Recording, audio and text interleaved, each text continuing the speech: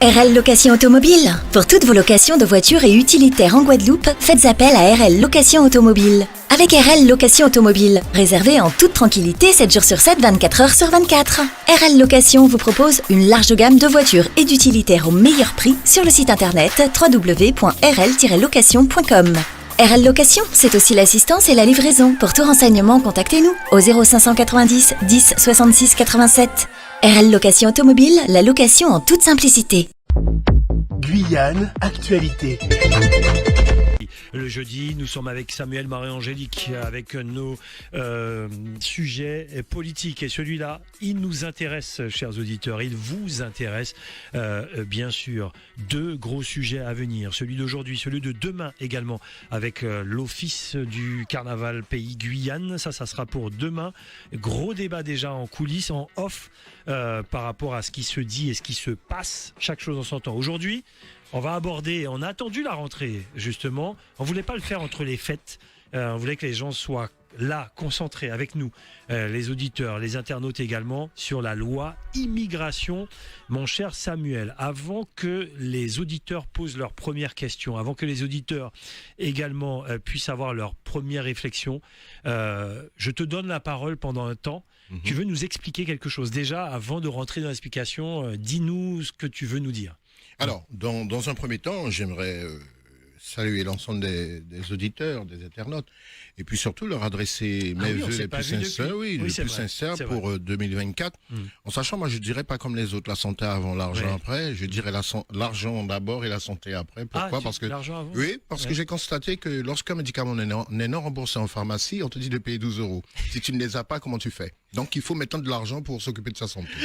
D'accord, ok. Oui, mais si tu es en bonne santé, t'as pas besoin d'argent pour payer les médicaments. Mais j'entends ce que tu dis. Voilà, c'est une formule en réalité. Et puis, je souhaite effectivement à ce que tout un chacun, qu'on puisse avancer dans la postérité, dans la sérénité. Et surtout, le débat, nous allons entreprendre aujourd'hui.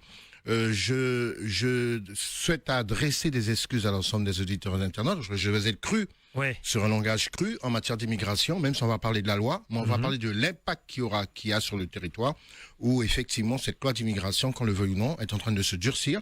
Je rappelle quand même que chaque année, ils reviennent sur la loi immigration. Mais je rappelle également que chaque année, il y a aussi un rapport sur les entrées des étrangers sur le territoire. Et je vais évoquer des chiffres tout à l'heure sur l'ensemble de notre territoire d'outre-mer, parce que c'est ce qui nous intéresse. Bien sûr. Et on va s'apercevoir qu'en réalité, cette loi d'immigration ne répond nullement, à mon avis, ne répond nullement aux urgences concernant notre territoire, principalement, parce que cela concerne au niveau contrairement européen. À ce que l'on pourrait penser. Voilà, puisque contrairement à ce qu'on pourrait penser, nous ne sommes pas dans une situation d'urgence, nous sommes dans une situation d'extrême urgence. Une différence. Et c'est pour ça que je dis des fois que lorsqu'il y a une politique de l'État sur l'ensemble d'un territoire, telle que sur la loi d'immigration, à savoir cette loi d'immigration met des moyens, je prends l'exemple, pour 2021, l'État a mis 6 476 millions d'euros pour l'immigration. Et quand on parle d'immigration dans tous les textes que l'on regarde, quand on parle d'immigration, on parle d'intégration. Alors que nous, excuse-moi Gilles, quand on parle d'immigration, j'ai l'impression que l'intégration n'existe pas. Ok, parce que j'allais te dire, on n'est que 300 000, c'est pas un problème pour nous, un apport de population. Mais quid de l'intégration? Alors, nous sommes que 300 000.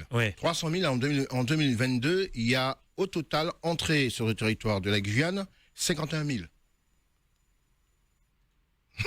Est-ce que tu vois la différence? Et je vais donner après par diaspora, pour plus savoir qu'en réalité, il y a beaucoup de choses qui se disent, par exemple, sur les réseaux, tels que là, en ce moment, il y a un débat, je trouve que c'est dommage que les gens réagissent, on aura l'occasion de revenir une parenthèse dessus. Mais la loi d'immigration, en fin de compte, celle qui est à cœur, là, à l'heure d'aujourd'hui, a fait beaucoup de débats et continuera à faire débat. Dans un premier temps, pourquoi? C'était présenté par M. Darmanin. Alors, je te laisse commencer ton focus. C'était présenté par M. Darmanin, qui est donc ministre de l'Intérieur, mais également ministre de l'Outre-mer. Donc, qui maîtrise parfaitement les données concernant l'Outre-mer. Et c'est là que je trouve regrettable. En tant que ministre de l'Outre-mer, il aurait pu justement axer sa loi particulièrement sur deux territoires qui subissent malheureusement Mayotte et la Guyane. Et à savoir qu'il y a un territoire qui est plus ancien qu'un territoire outre-mer, plus ancien que Mayotte, c'est la Guyane. Donc prenons en référence la situation de la Guyane, parce que Mayotte c'est encore pire. Jeune territoire d'outre-mer, mais qui subit depuis des années donc le flux migratoire. quand on regarde Darmanin, quand il a voulu faire passeport, tout le monde dit oui, qu'il s'est fait planter avec sa loi immigration. Non, je crois que Darmanin était extrêmement futile. C'est volontairement qu'il a passé d'abord la loi au Sénat, en sachant que au Sénat, comme la majorité est du LR, et le LR, qui aujourd'hui commence à prôner un petit peu la politique du RN, cherche à mettre une politique assez dure, assez féroce en matière d'immigration. Ils sont en train de préconiser déjà des élections présidentielles et surtout européennes. Bien sûr. Maintenant, dans cette action, si on regarde bien, il est passé par le Sénat, la loi a été durcie, ensuite à l'Assemblée nationale a été rejetée. Et là, il est obligé de mettre en place une commission mixte qui a regroupé à peu près une soixantaine de députés, une soixantaine de sénateurs, cette loi a été votée par cette commission mixte. Aujourd'hui, cette loi, elle s'est endurcie. Je vais prendre quelques exemples et les auditeurs comprendront tout de suite. Alors, elle s'est endurcie, mais au-delà de cette endurcie, il y a donc des sénateurs et des parlementaires qui ont saisi le Conseil constitutionnel, qui aura l'occasion de s'exprimer là-dessus d'ici le 30 janvier. Maintenant, faisons l'historique de cette loi. Cette loi, comme habituellement, chaque année, on revient dessus. Quel sera son impact au cas si elle est validée? Sur la Guyane, pas d'impact réel. Je suis clair et précise. Et je vais arriver sur un point donc qui est le suivant. Si on regarde bien la politique qui est mise en place par justement le gouvernement, notamment sur notre territoire de la Guyane, déjà on a des difficultés à traiter les demandeurs d'asile, qui est géré en majeure partie par l'OFPRA sur les demandes d'entrée ou les apatrides et tout le reste.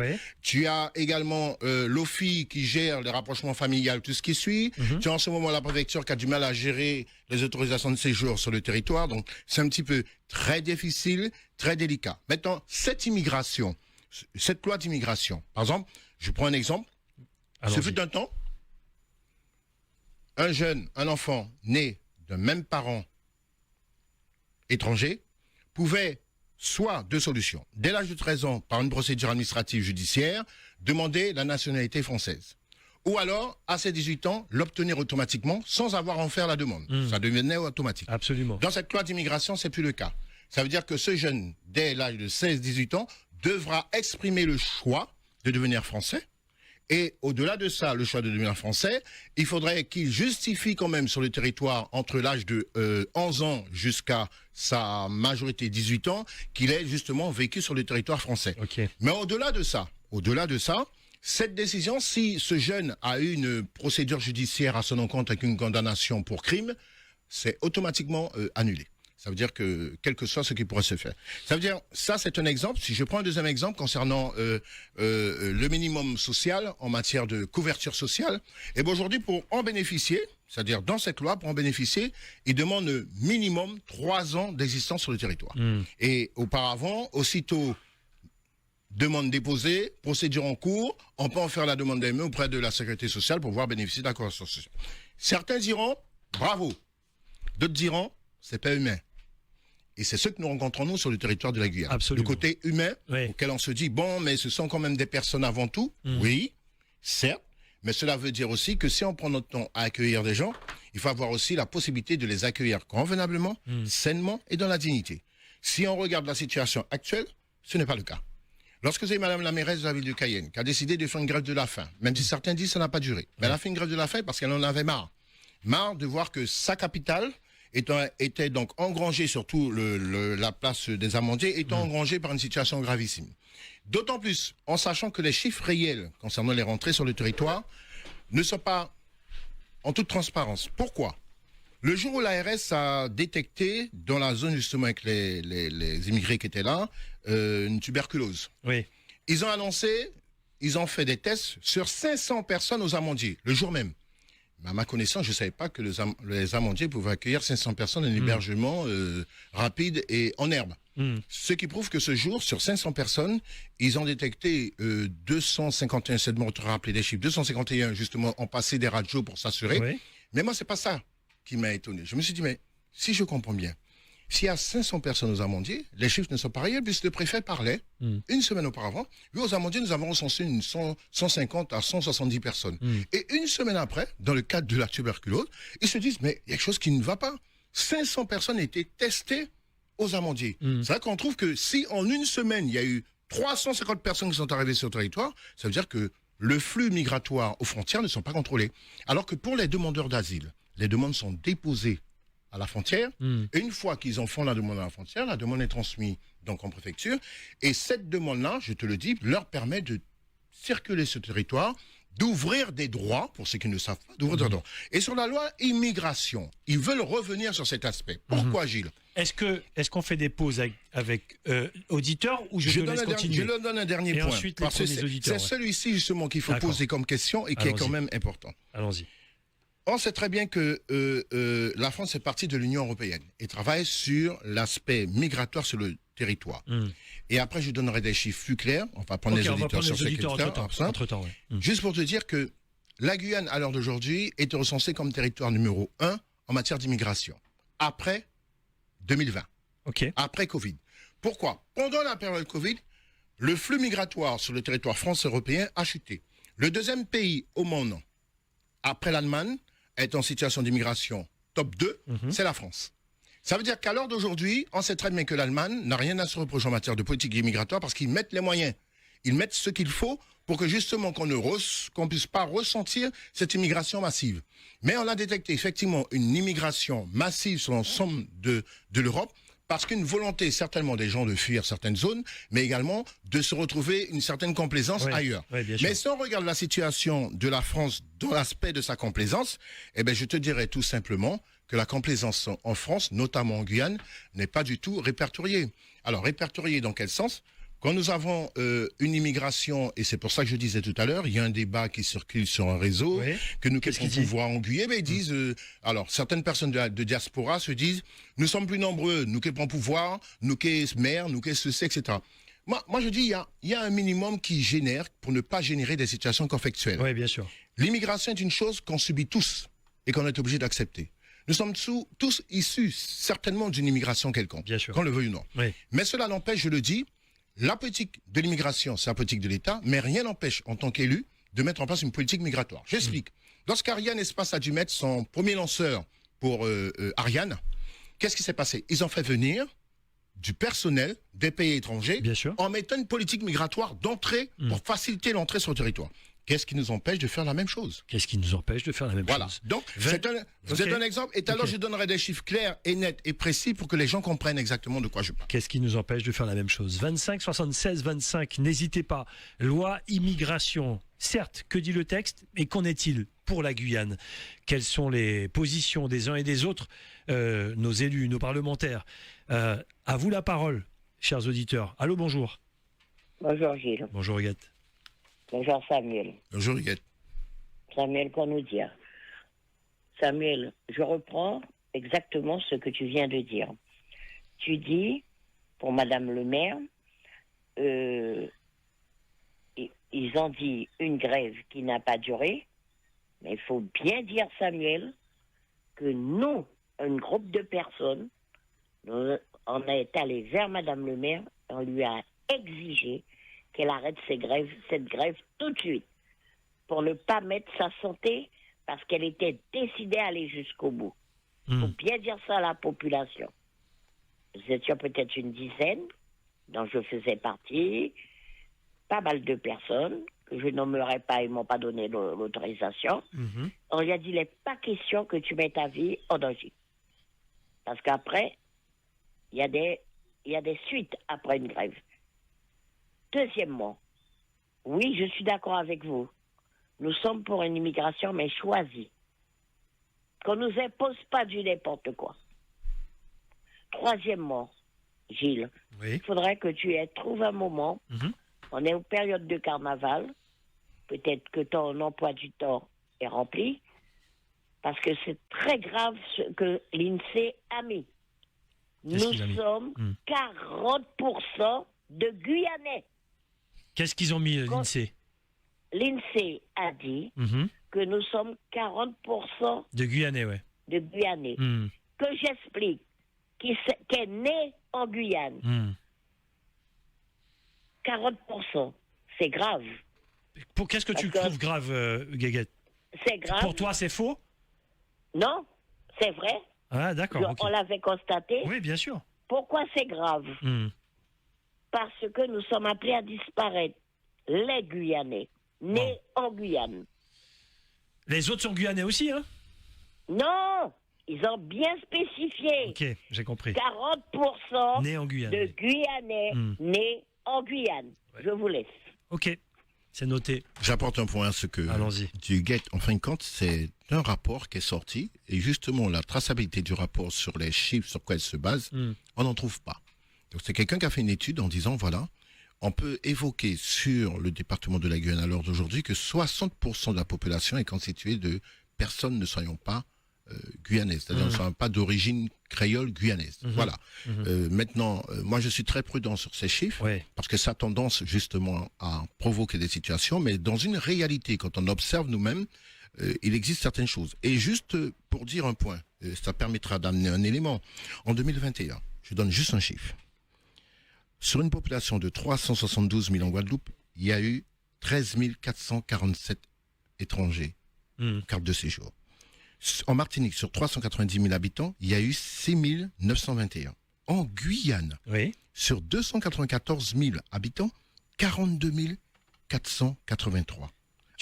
Vas-y, continue. À La Réunion, sur 800 000, 12 930. Et puis Mayotte, sur 299, qui nous suit de très près, 35 728. Alors, je vais me permettre, par rapport à ce que dit Huguette, par rapport à ce que tu dis, et puis je vais te laisser poursuivre. Entre-temps, on va prendre certains auditeurs. Ces chiffres sont importants de l'INSEE. Le rapport est important, il faut regarder les choses en face. C'est ça. Voilà, il faut regarder la réalité en face. Moi, j'ai pas peur de tout ça. Enfin, j'ai pas peur, c'est pas une question de peur. C'est de dire, la difficulté dans tout ça, pour moi, c'est l'intégration. C'est un mot hyper important lorsqu'on a des chiffres comme ceux-là qui vont de toutes les façons augmenter. Aujourd'hui, demain, la plupart des Guyanais viendront de quelque part. Mais pour faire Guyane, il faut se sentir Guyanais. Et c'est pour ça que je parle d'intégration.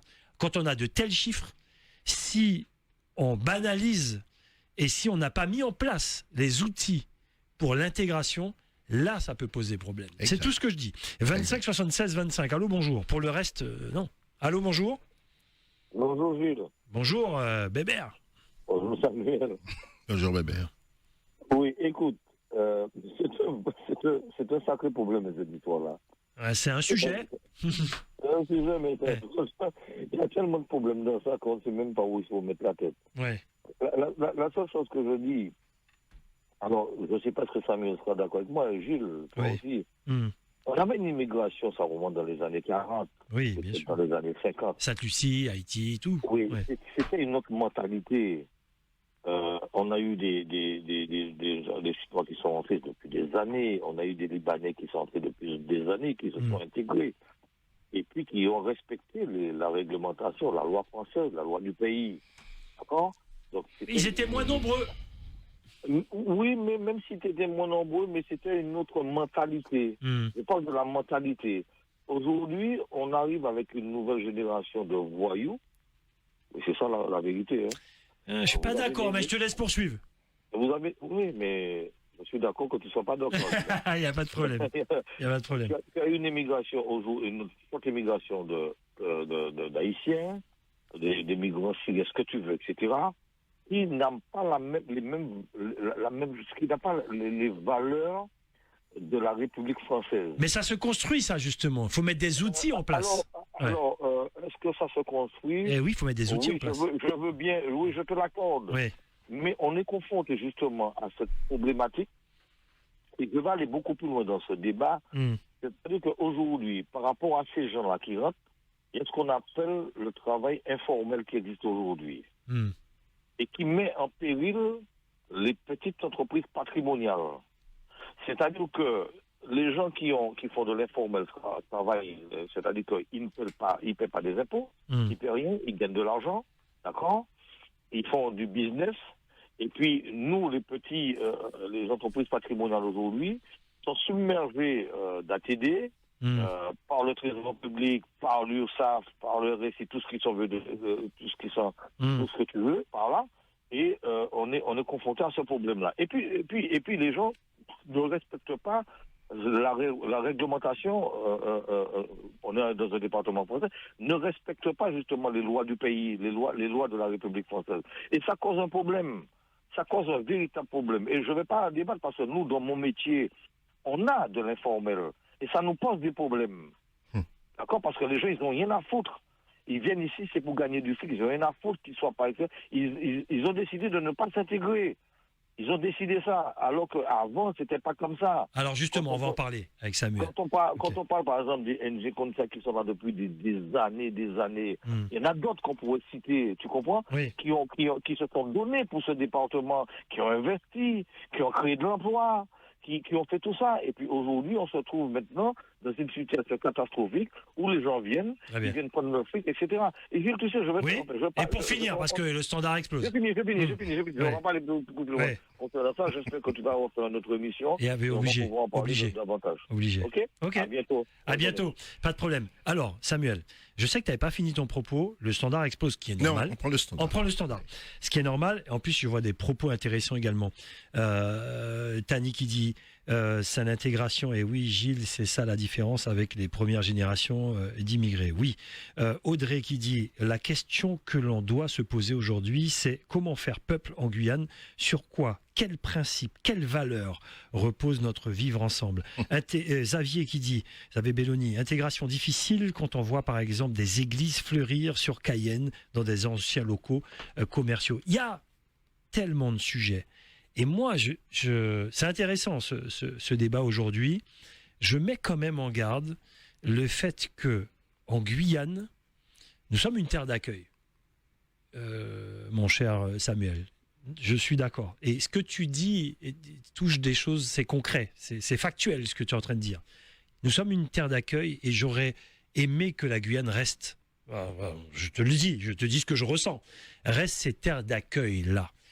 Et par contre, que nos élus et les autorités, parce que là, c'est le régalien, que nos élus locaux et les autorités puissent travailler de concert pour que nous puissions mettre en place les outils, vraiment, de l'intégration. Sinon, j'insiste, sinon, il y a danger. Quand on ne met pas les outils en place pour l'intégration, quand on a un flot d'immigration comme celui-là, ça pose problème. C'est pour ça que je disais à Bébert, à l'époque, ils n'étaient pas nombreux. Ils s'intégraient, ils cherchaient du boulot, il y avait du travail. C'est pas pareil. Moi, j'ai fini, moi, je suis pas nostalgique, c'était avant ça. Mais je veux pas qu'on dise cette génération de voyous. Non. Si cette génération-là qui arrive, quel que soit l'endroit où ils arrivent, si on met en place des outils pour trouver du travail, pour l'intégration, etc., il y en a, pour moi, à mes yeux, il n'y aura pas de problème. Voilà. Et c'est ça qui fera peuple. Maintenant, c'est bien beau de le dire, mais les outils, il faut vraiment les mettre en place. Je dis juste ça. Et on n'est pas...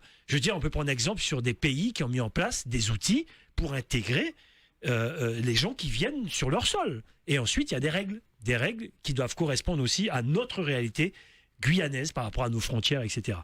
Je m'arrête là, on prend les auditeurs, ensuite je bloque et je te donne la parole, Samuel. On fait ça? Ok. C'est parti. Allô, bonjour. Oui, bonjour. Oui, bonjour, c'est à vous. Oui, en fait, écoutez, je suis un peu dubitatif sur les solutions sur les outils. Oui, sur les outils à disposition. Vous parliez de donner de l'emploi, mais on voit bien que... Enfin, c'est pas que ça. Hein. Oui, non, mais c'est l'argent, c'est le nerf de la guerre. Les gens, si dans l'urgence, et qu'est-ce qu'ils vont faire? Alors soit ils se mettent dans la rue, ou bien ils vont trouver un terrain, ils vont squatter. C'est ça, c'est ce qui se passe. Il y a la réalité aussi, il faut pas se voiler la face, je suis d'accord avec vous. Oui. Oui. C'est la réalité. Pour le coup, freiner l'immigration, est-ce que c'est la solution? Pas forcément. Ça va passer, de toute manière. Je sais pas comment vous freinez ça, de toute façon. Ça arrive sur vous. Voilà, hein. c'est ça, ouais. Et pour le coup, en fait... d'ailleurs au Suriname, là, il y a eu les visas ont été réattribués. Je crois qu'il y a un vol Port-au-Prince Suriname qui reprend là. Et d'ailleurs j'avais une amie qui habitait au Suriname qui s'occupait de ressortissants haïtiens là-bas et qui leur disait mais pourquoi vous venez quoi.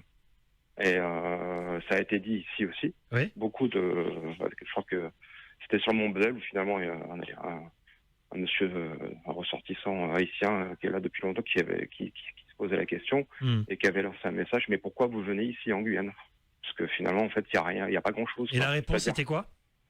Non, c'était un appel, c'était un message. D'accord. Ok. Passe caméra, où finalement, en fait, en termes de, vous parlez d'intégration, s'intégrer en Guyane sans diplôme, sans être régularisé, c'est l'enfer, quoi.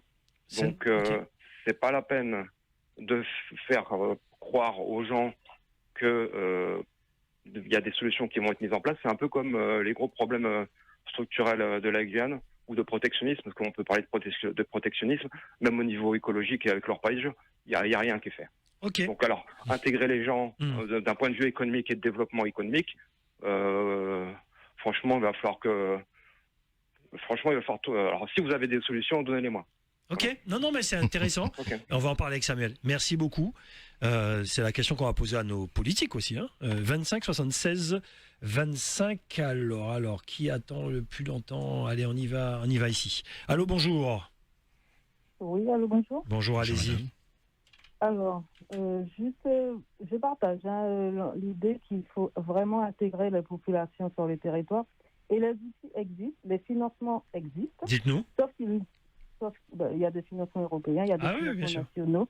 Oui, donc ils ne sont pas utilisés sur le territoire.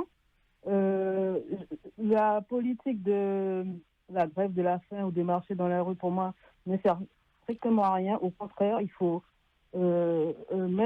mettre en place justement tout un système pour pouvoir intégrer les personnes sur le territoire. Et comme je vous dis, les financements existent et il existe des outils. En Guyane, on nous dit oui, il faut respecter la loi et tout, mais on ne cesse de nous dire que les lois françaises et les lois européennes ne sont pas adaptées pour le territoire.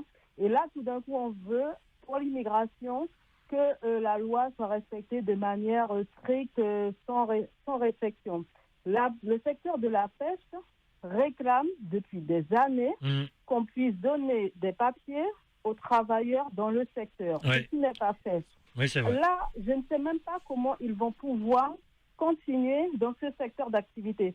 En Guyane, quand j'entends il faut une immigration choisie, mais vous vous rendez compte de comment la Guyane, excusez-moi, je suis Guyane, je ne vais pas dénigrer la Guyane, mais une immigration choisie pour avoir quoi, comme disait l'auditeur précédent, pour venir faire quoi? Il faut arrêter de sortir des argumentaires de l'Europe. Des phrases toutes faites, qui n'ont aucun sens sur la Guyane. Certes, je suis d'accord. C'est compliqué en Guyane parce que tous les élus disent qu'ils n'ont pas les moyens, mais allez chercher les moyens, ils existent. Il y a d'autres collectivités, effectivement, qui ont beaucoup de difficultés pour intégrer leur population, parce que, après, ce sont des choix politiques, mais il y a des financements possibles, même qui permettent de développer le territoire en intégrant l'immigration. Donc, les squats ne sont pas du fait des immigrés. Les squats sont du fait qu'il n'y a pas de terrain.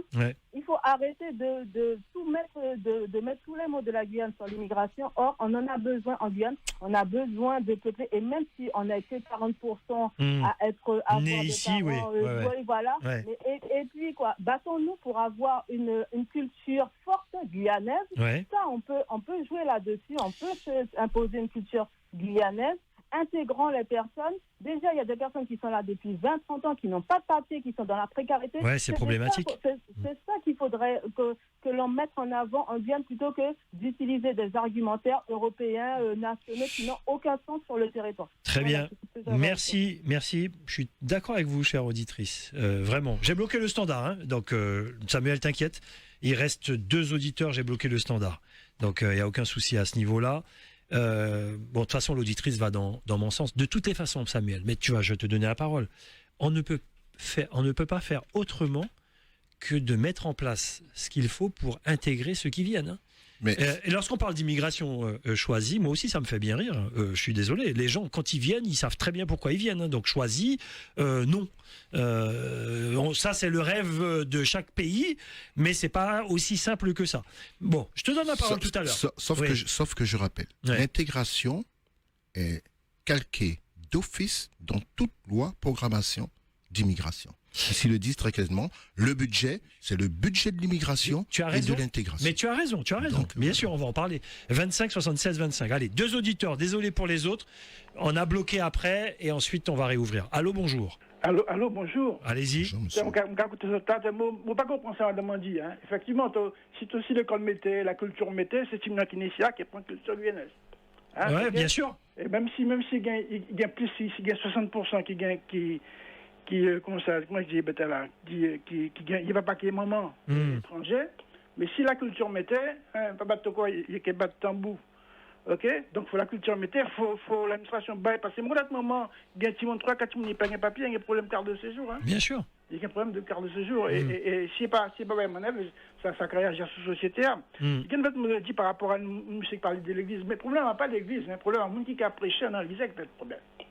Parce que si on n'a pas une bonne formation, si on n'a pas maîtrisé l'environnement économique et qui apprend du bac à dit des bêtes, ça peut être très dangereux. Une fois dans l'église brésilienne, côté qui a dit Dieu donne piano, qui 4-4, qui a levé là, qui ça braque à roter. C'est ça dangereux, ça, en un pays côté pas économique. On fera un sujet spécial là-dessus, sur les églises. Apparemment, maintenant qui a prêché, si tu as un prédicateur équilibré, ça peut être une grande chose. Très bien, merci. Okay. Merci beaucoup. Okay. On fera un... Vous savez pourquoi je me suis promené dans la ville de Cayenne. Samuel, moi des côtés, l'église, à chaque fois que quelqu'un reprend du foncier, c'est une église qui arrive là. Ça sera un autre sujet, je ne veux pas mélanger. Ça sera un autre sujet. J'étais surpris là, je fais un petit tour de Cayenne hier, avant-hier là. L'église, tout côté, dans la ville Cayenne. Mais c'est un truc de fou. On en reparle. Ne mélangeons pas de sujet, chers auditeurs. Je fais une édition spéciale là-dessus. 25, pour savoir c'est quoi comme église, pourquoi, qu'est-ce qui se passe dans le pays. Allô, bonjour. Allô, bonjour. Allons-y. Bonjour, madame. Bonjour Gilles et bonjour. Monsieur Marie-Angélique. Bonjour. Voilà, je tiens à rebondir sur ce thème de l'immigration. Oui. Et concernant ce rapport qui fait un petit peu... qui fait réfléchir. On cherche d'où est l'origine du rapport, quels sont les individus interrogés. Je tiens à rappeler... Nous avons eu d'autres rapports, peut-être pas sur le sujet, mais juste pour faire réfléchir les Guyanais. Quand on a fait les enquêtes sur la maladie de Chagas, on a pris 2 ou 3 individus sans dire dans le rapport, je tiens à dire dans le rapport que c'est des gens qui avaient traversé la frontière et qui étaient rentrés en Guyane par la forêt et qui s'étaient fait piquer par des punaises et du jour au lendemain, on a fait peur aux Guyanais en disant faites attention sous les cocotiers, on va se faire piquer, on aura la maladie de Chagas. Peu de temps après, hop, interdiction de prélever le sang, interdiction de distribuer du sang en Guyane. On a perdu notre agence de transmission sanguine. Voilà. Ouais, voilà. Alors, sachez que tout rapport n'est pas anodin, surtout quand on n'a pas l'origine et les informations sur ce rapport. Là, c'est un sujet clé phare de certains partis politiques sur l'immigration et tout le monde surfe dessus. Voilà, charge dessus. Mais sachez qu'il y a des choses qui se font naturellement. Bien sûr, bien sûr. Il faut du temps. Il y en a de plus en plus d'immigrés. D'accord, ok. Certains pays ont su adapter, réagir, je pense au Canada, et maintenant ont une espèce d'immigration contrôlée et non choisie, vous avez raison. Contrôlée, c'est pas pareil. Contrôlée en fonction de leurs objectifs économiques et pour répondre aux besoins du pays. Bien sûr. Donc il faut plutôt le voir comme ça, et franchement, ce rapport-là, il peut être démonté. Et donc, voilà, la Réunion a bien su réagir, et même si il faut dire que la misère, le problème c'est la misère et que les Guyanais n'ont pas possession de leur terre qui fait tout ce désordre. Donc réfléchissons bien avant d'aller dans telle direction et d'avoir des propos un petit peu désobligeants vis-à-vis des personnes qui souffrent humainement et qui arrivent sur un territoire pour un mieux vivre. Un mieux vivre. Voilà. Très bien. Bonne journée à vous. Merci. Merci beaucoup. Samuel, alors je reçois plein de messages des gens qui veulent passer. J'ai bloqué le standard. On laisse Samuel. Ils pourront passer. Oui, tout à l'heure. Je vais réouvrir tout à l'heure. Alors, de ce que tu as entendu, est-ce que tu voulais dire aussi ce dont j'ai entendu, au contraire, je dis que ça prouve que c'est un sujet qui est quand même assez important et Bien que sûr. les gens donnent leur avis. Mais aujourd'hui, nous sommes dans une situation d'analyse personnelle où nous observons, même toi, tu as observé, tu as fait le tour de la ville. Ouais. J'aimerais seulement dire qu'un rapport, effectivement, est établi par des hommes, et un rapport peut faire parler une situation. Tel que, moi, j'ai lu le rapport de 2022 concernant donc l'immigration en Guyane, surtout parce qu'ils le font par département d'outre-mer. Oui. Moi, je dis que ça ne reflète pas du tout l'image réelle de notre territoire. Pourquoi? Parce que on a tendance à faire des rapports pour provoquer une situation. Exemple, le fameux rapport qui est sorti qui dit que plus de 60% de la population est composée d'étrangers. D'accord? La population guyanaise est composée d'étrangers. Oui. Ça peut avoir des effets de rebondissement. C'est vrai. Et de situations de crise. On est d'accord. D'où certains peuvent se dire, certaines personnes de diaspora diverses peuvent se dire, eh ben tiens, nous gagnons la possibilité de prendre pouvoir en Guyane, comme certains le disent dans certains réseaux. Oui, Moka, préparez-moi pour mer, préparez-moi pour ceci, etc. Moi, je dis par contre, attention. Et c'est là qu'il faut faire attention à cette histoire d'immigration et d'intégration. Dans le rapport des étrangers en France, on ne parle même pas en milliards, on parle en millions de francs. Tu sais pourquoi? De peur que le chiffre milliard puisse se dire... Fasse peur. Parce que je te donne seulement un exemple. En 2019, la France a dépensé 6 214 millions de francs pour l'immigration et l'intégration. Je viens en 2021, dernier chiffre, ils ont dépensé sur les 6 214 millions, plus 3,7% de plus. Ouais. Ce qui veut dire qu'une augmentation. Et lorsqu'on essaie de décortiquer dans quel domaine, j'ai le regret de t'annoncer, Gilles, que l'intégration ne figure pas. Okay. Il y a immigration, asile, intégration, accès national français. Mais quand tu regardes, c'est dans l'immigration, asile. C'est à croire que l'intégration est dédiée uniquement à l'immigration, asile. Mais quand tu regardes sur notre territoire, qu'est-ce qu'il y a pour permettre à ces migrants d'être intégrés? Rien. J'avoue, hein, attention. Voilà. Je t'ai dit dans le débat. Voilà. C'est ça, c'est là-dessus qu'il va falloir faire un focus, mais très sérieusement. Et c'est tout le problème de la Guyane. Il y a rien aujourd'hui. Il y a rien. Enfin, quand je dis il y a rien, on s'est compris par rapport au nombre de personnes qui viennent sur le territoire et la misère de mise en place qu'on pourrait mettre pour accueillir ces personnes-là, c'est vraiment de l'eau dans un panier, quoi. C'est ça. Donc, il existe des associations. Il existe des associations qui bien justement sûr, qui font mais bon, c'est pas suffisant. Nous, en matière d'immigration, je veux être clair. Martinique, Guadeloupe, Guyane, nous avons les mêmes diasporas, donc qui sont haïtiens, brésiliens et dominicains. Alors c'est étonnant, la Guyane dominicaine n'est pas précisée. Pourtant, tu vois, et pourtant, nous en avons. Mais juste pour te dire que c'est haïtien, brésilien et surinamais. Suriname, oui, bien sûr. On remarque que les Surinamais partent souvent aux Antilles, Guadeloupe, et maintenant commencent à s'intégrer sur la Guyane. Ça, c'était en 2017. Exemple, je prends l'exemple de Réunion, c'est Madagascar. Oui, bien sûr. Beaucoup de Madagascar. Et par exemple, Mayotte, c'est Comores, Madagascar et Congolais. Exemple, les Africains ne sont pas dénotés aussi. C'est-à-dire, on ne les voit pas, ils apparaissent pas. Or, il y a un rapport subsidiaire qui est sorti au rapport 2022 par un institut privé qui est en train d'étudier sur le déplacement migratoire, le flux migratoire de l'Afrique vers la France. On constate que les territoires d'outre-mer le mieux choisis dans le cadre de ce flux migratoire est la Guyane. C'est la Guyane. Oui. Alors, la Guyane est choisie parce qu'ils se disent que la Guyane... Parce que la question, c'est pourquoi. Alors, la véritable question, tu as bien fait de la poser. Alors, cette décision, pourquoi? Beaucoup de personnes sont issues de l'Afrique, qui résident ici depuis des années. Et ce sont des rapprochements voilà, familiaux, qui sont naturels et spontanés. D'où la raison, dans la nouvelle loi d'immigration, ils veulent stopper ça. Et aussi, je donne une information, par exemple, aux Brésiliens. Ceux qui ont la naturalisation française, ils risquent d'être déchus s'ils gardent les deux nationalités. Il va falloir faire un choix. Il va falloir faire un choix.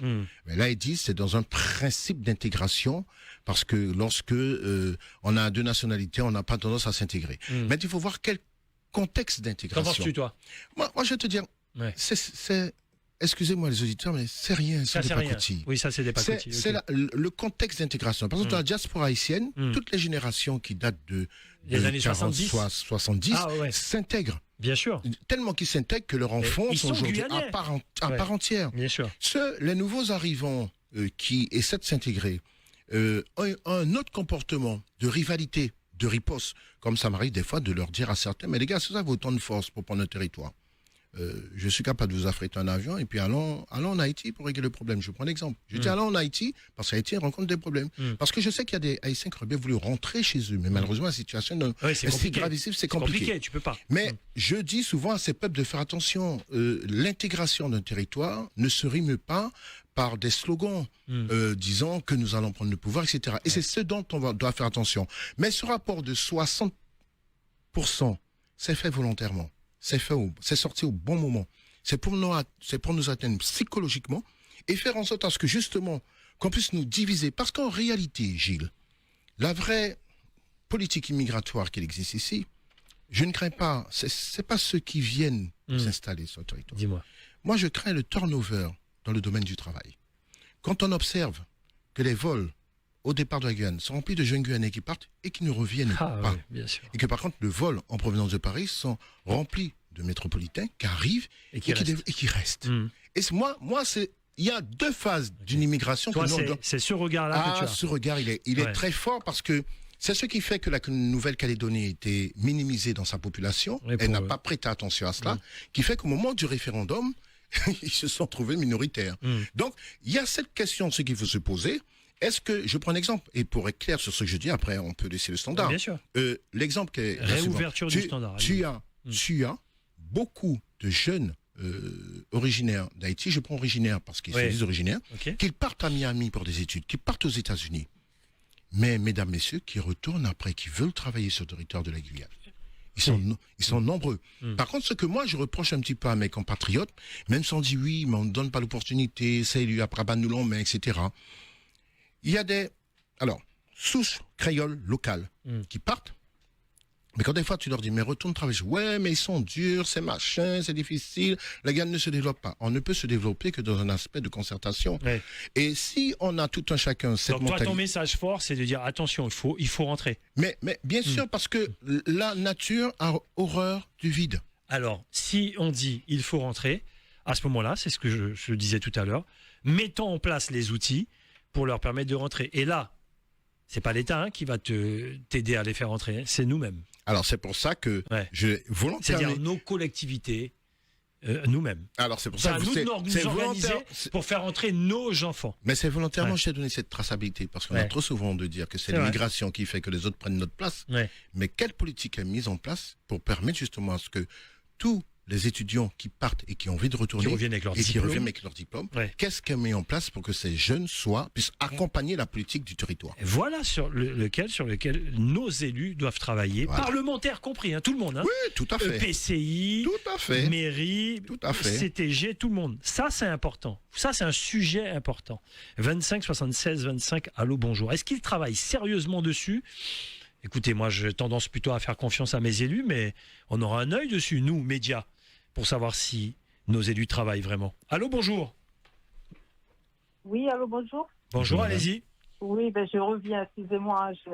Alors, ne faites pas long parce qu'il y a du monde.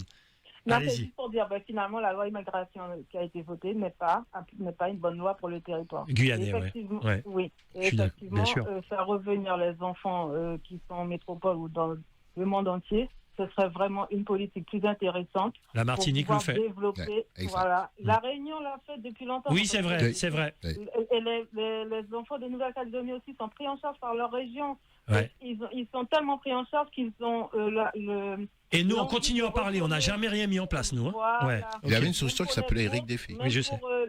Même pour les bourses, pour les étudiants en université, les études supérieures, excusez-moi, c'est rien du tout, quoi. Donc ça donne pas envie aux jeunes de revenir, ou même il n'y a pas de politique par rapport à ça. Le retour au pays. Local. Merci. Voilà. Merci. Oui, il y en a. On a dit, il y a eu un gros sujet au Martinique, ça a fait débat. Ils payent le billet d'avion, il y a des primes, il y a des trucs pour que les gens reviennent. Il y a même des primes pour de naissance parce que la Martinique, la population vieillit. Voilà. À un moment donné, il y a la parole et puis il y a les actes. Voilà. Qu'est-ce qu'on a fait au-delà de toutes les émissions? Moi, je les ai tous reçues. Tout le monde dit faut y revenir. Mais la question c'est qu'est-ce que vous avez fait pour qu'ils reviennent? Qu'est-ce que vous avez fait pour qu'ils reviennent? 25, 76, 25. Ah, pas le tout Didi, est-ce qu'ils reviennent? Bien sûr. Mais qu'est-ce que vous avez fait? Vous êtes élu, vous avez un travail à faire. On a voté pour vous. Allô, bonjour. Oui, allô, bonjour. Harry Hautebourg, allons-y. Oui, bonjour. Et alors, Vernet, je t'avais déjà souhaité hier. Oui. Bonne année à Samuel. Bonne année aussi. Et Samuel, Todessumo, tu es l'explicologue de la chose. Et tu as raté une marche. C'est quoi? Le rapport ne dit pas qu'il y a 60% d'immigrés, parce que moi, c'est ce que j'entends. Le rapport dit que 60% des adultes qui vivent en Guyane, en réalité 63%, parce que oui, que 37% de natifs, ne sont pas nés en Guyane. Mais 63%, c'est pas que des Haïtiens, des Brésiliens, des Surinamiens, ne sont pas nés en Guyane. Exact. Ça veut dire que dedans, il y a des métros et des Antillais. Oui, bien sûr, c'est bien ça. sûr. Bien sûr. Non, mais je ne vous ai pas entendu le dire. Il faut le dire. T'as bien fait de le rajouter. Ça veut dire que déjà dans ce pays, tu as au moins 20% de métro. Bien sûr. Donc tu prends les fonctionnaires d'État, gendarmes, police, donc arrêtez de faire peur aux gens avec votre 63%. On a dit ils ne sont pas nés en Guyane. Donc tu as les métros et les Antillais dans ces 63%. Absolument. Donc ça dédramatise la chose. Enfin, dédramatise, oui, si tu veux, mais continue. Oui, non, si vous... Et on a dit en plus des adultes. C'est-à-dire que si on regarde sur les jeunes populations, compte tenu de la grosse démographie de la Guyane, notamment dans l'Ouest, des individus entre 0 et 18 ans, si on ramène ça à la population totale, on descend beaucoup plus bas. Exact. Donc il faut arrêter de faire du populisme avec ce gros chiffre des adultes. Et dans les pas nés en Guyane, il y a les métros et les Antillais qui n'ont aucun problème d'intégration, il me semble. Bon, ce que je voulais dire sur les immigrés, c'est que, bon, plus que des politiques publiques, je crois en les politiques publiques. Mais la vérité, c'est qu'il y a avant tout un comportement individuel et d'intégration. On connaît tous des familles d'immigrés qui ont sorti des grosses têtes, qui ont eu une politique d'intégration, faire aux enfants aimer la République, tout ça. Il y en a qui réussissent, il y en a qui réussissent moins bien, pour ne pas dire qui échouent, mais on ne peut pas tout mettre sur le dos des pouvoirs publics. Quant à la Martinique, et pour finir, parce qu'il y a du monde. Quant à la Martinique, faut se calmer. Ils ont lancé l'opération, mais on n'a pas encore le chiffre sur les retours. Hein. D'accord. Okay. De ce que je sais, les gens n'ont pas... Mais c'est une bonne initiative. C'est une bonne initiative ou pas? Une petite île qui sera bientôt submergée par les eaux. Et donc, il faut se calmer. C'est peut-être pas un bon exemple. Parce que pour l'instant, la population continue à descendre malgré les... Oui, bien sûr. Bien sûr. Merci. Merci pour toutes ces informations, Harry, vraiment. 25 76 25. Allô, bonjour. Le standard est bloqué, bien sûr. Hein. Allez-y. Bonjour. Alors, par rapport aux différents points, par rapport à l'immigration, c'est vrai que j'ai fait la même question que M. Hautebourg, c'est-à-dire que de quoi est composé cette histoire de 63%. Bien sûr. Et après, il y a quand même, on a parlé des églises, mais il faut être factuel. Par rapport aussi aux étudiants qui sont à l'université en Guyane, il est intéressant de voir quels sont ceux qui sont guyanais natifs, quels sont ceux qui viennent d'ailleurs et qui, grâce à eux aussi, permettent d'avoir cette université Guyane. Bien sûr, bien sûr. Voilà, mais avec quel niveau? Parce qu'on parlait de l'immigration choisie, c'est un peu évoqué de dire, mais qu'est-ce que ça permet également d'avoir? Donc, quels sont les étudiants qui sont d'origine étrangère, et puis de quelles origines également, quelles nations, comme ils aiment dire également. Ce serait intéressant de voir ça. Après, par rapport aux outils d'intégration allemande, c'est d'abord, dans une République française, la langue. C'est par la langue française que d'abord la personne qui vient dans le pays qui est la Guyane française est censée s'intégrer. Après, quels sont les moyens? Lorsque on voit que nous-mêmes sommes déficitaires par rapport aux moyens qui sont mis en place sur notre territoire, au manque de listes et tout le reste, aller voir pour les autres. Donc, on fait avec, on bricole, et c'est tout. C'est pourquoi après, il y a l'immigration. Donc, il y a l'immigration à deux niveaux. Vous avez parlé des cerveaux, des étudiants guyanais. Et puis, il y a aussi l'immigration des gens qui sont venus en Guyane, qui ont immigré en Guyane et qui constatent que les conditions ne sont pas favorables pour un développement et qui choisissent de prendre la route pour aller via le Brésil, le Suriname, pour aller au Mexique et après aux États-Unis. On n'en parle pas beaucoup, mais un gros phénomène de places vides même des jeunes qui sont partis du jour au lendemain, on ne sait pas, ils ont disparu. Et puis on découvre, tiens, qu'au cours de l'année, par un tel, ils sont aux États-Unis, ils sont bien arrivés ou pas, on ne sait pas. Et il y a parfois qui sont esclavagisés peut-être aussi au Mexique. Et là-dessus, il n'y a pas beaucoup de médiatisation et ça, c'est dommage. Donc il y a l'immigration et l'émigration. Et pourquoi les gens viennent en Guyane? Donc, parce que peut-être que c'est plus favorable. Pourquoi pas plus aux Antilles et plus aux Antilles, moins aux Antilles parce que c'est une île, mais à Mayotte, on a le même problème. Donc, est-ce que c'est plus une politique locale un manque de pression peut-être de nos politiciens par rapport au gouvernement? Et moi, je veux aussi une autre hypothèse. Donc, ces immigrés-là, ils veulent le meilleur aussi pour leurs enfants, comme tout le monde. Donc, est-ce que c'est pas dû au fait au changement de la politique familiale française par rapport à toutes les normes, toutes les valeurs qui sont perdues? Parce qu'avant, donc, on avait un changement de politique de la droite, tout le reste, bref, on change de bord en traverse, etc. Changement de valeurs qui fait que aujourd'hui, qu'est-ce qu'on veut respecter? Qu'est-ce qu'on peut respecter lorsqu'on ne sait même pas définir une nature? Donc, les gens viennent, ils prennent ce qu'ils ont à prendre, comme partout. Et c'est à nous aussi, en tant que Guyanais, lorsqu'on part, lorsqu'on revient, parce que c'est pas évident. Moi, j'ai eu ma bourse au niveau master, vous imaginez, parce que ma mère touchait trop d'argent. Pour tout le reste, j'ai travaillé. J'ai choisi de revenir au pays, mais je peux vous dire que c'est difficile. Et pour les autres qui sont là-bas, moi, je dis, il faut aussi investir à distance dans notre pays, parce que les autres ne dorment pas. Merci. Merci beaucoup. Allez, faites court maintenant, vu l'heure. 25 76 25. Allô, bonjour. Encore deux auditeurs. Allô, bonjour. Alors, vite. Alors, mon rêve court, hein. Tu sais, la dette de la France s'accroît, de ta explosé. Et là-bas, il a essayé de protéger le système social. OK? Et mon cadre, il a bricolé, et pas à prendre compte ça, et ici à Cadillo. OK? Il a bricolé ça, qui a coûté les autres 10 une carte, c'est mon travail. OK? Sans toucher le système social. OK? Alors, parce qu'il y en était sérieux là, parce que si ça continue, si ça continue comme ça, la France pas que payer ce fonctionnaire. Merci, okay? Merci beaucoup. 25 76 25. Allô, bonjour. Oui, bonjour Gilles. Bonjour. Bonjour monsieur. Bonjour monsieur Marie-Angélique. Bonjour monsieur. Bon, meilleur vœu, je la connais le slogan déjà. Force. Concernant l'immigration, c'est que nous avons des frères ici, hein. Bon Dieu, oui, des frères et des sœurs pour nous ici, hein. Mais c'est pas oublié, hein. Il y a beaucoup qui ici, hein, il n'y a pas qui arriveraient à y côté. Il n'y a pas qui ça? Il n'y a pas qui arriveraient à y côté. Oui. Il fait choix, il construit ici, il investit ici. Il y a beaucoup qui pas qui parti. Et ça veut parmi eux, il y a beaucoup qui défendent le pays, hein, bec et angle. Ce qui veut dire qu'il est, bon, c'est sûr, parfois, bon, il y a une fierté, il y a tout, il y a telle origine, pour pas les nommer, origine non plus ça. C'est vrai, il y a telle origine, ça a offensé nous. Mais ça veut dire, s'il y a pour défendre le pays, hein, il est là. Il y a très peu qui est parti, s'il a dit parti, il y a 20% qui est parti, et modeste, le mot a dit 20%. Peut-être à moins qui est parti parce qu'il n'est pas qui reviré encore.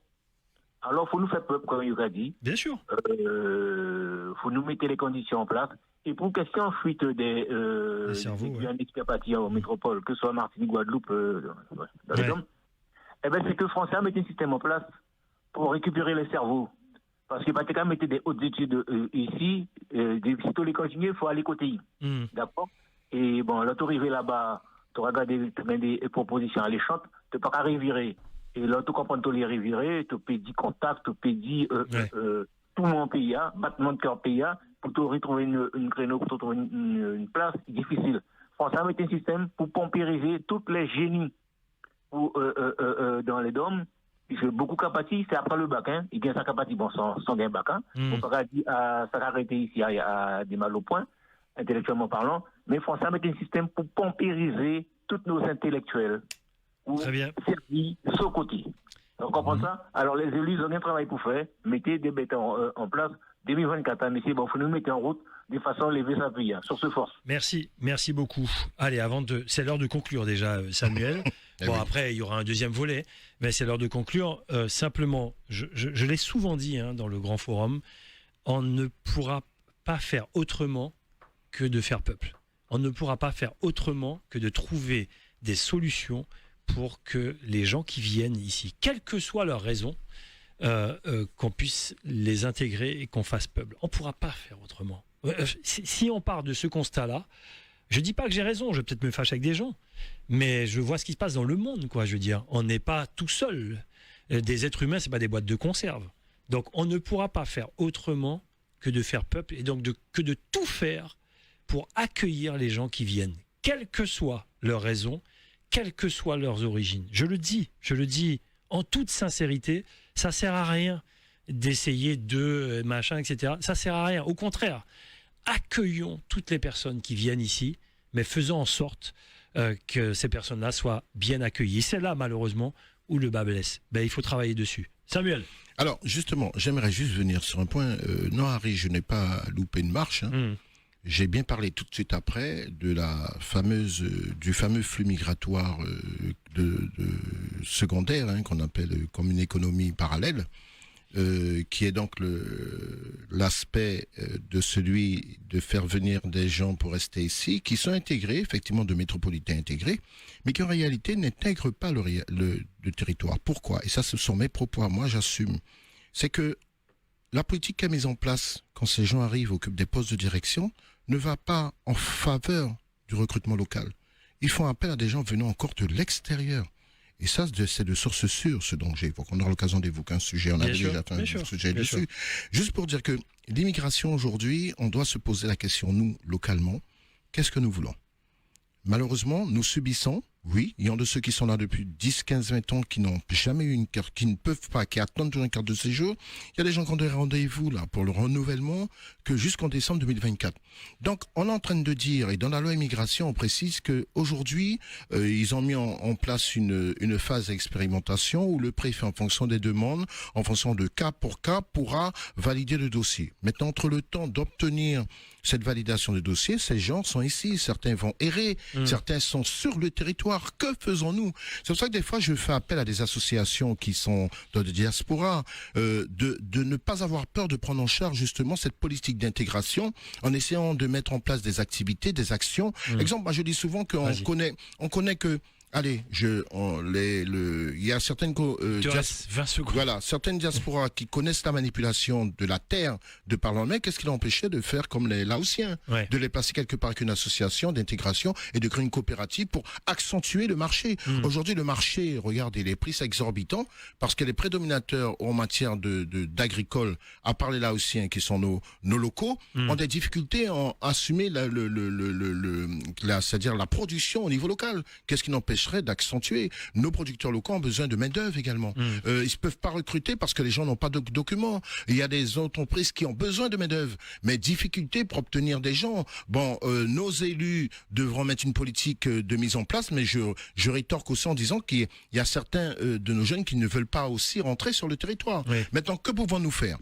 Montrer du doigt en permanence ou se dire, bon, ces gens sont là, comment allons-nous gérer cette politique d'immigration. Moi, j'ai pas envie de supplier, mais c'est presque de dire, par exemple au Congrès, de s'asseoir un jour sur vraiment la politique de l'immigration et de se dire, dans le cadre de cette politique migration qui est mise en œuvre, je sais que le sénateur Patient avait fait un amendement qui n'a pas été retenu d'ailleurs, selon ce que j'ai bien compris. D'accord. Il serait temps qu'on puisse s'asseoir, se dire, bon, nous avons un flux migratoire ici. Que voulons-nous sur notre territoire pour les 10-15 prochaines années ? Mais le problème en réalité, c'est que sommes-nous suffisamment visionnaires sur un territoire pour qu'on puisse programmer ce genre de politique migratoire comme le fait le Canada, comme le fait la Suisse ? Bien sûr, bien sûr. O-News Radio sur outremernews.fr.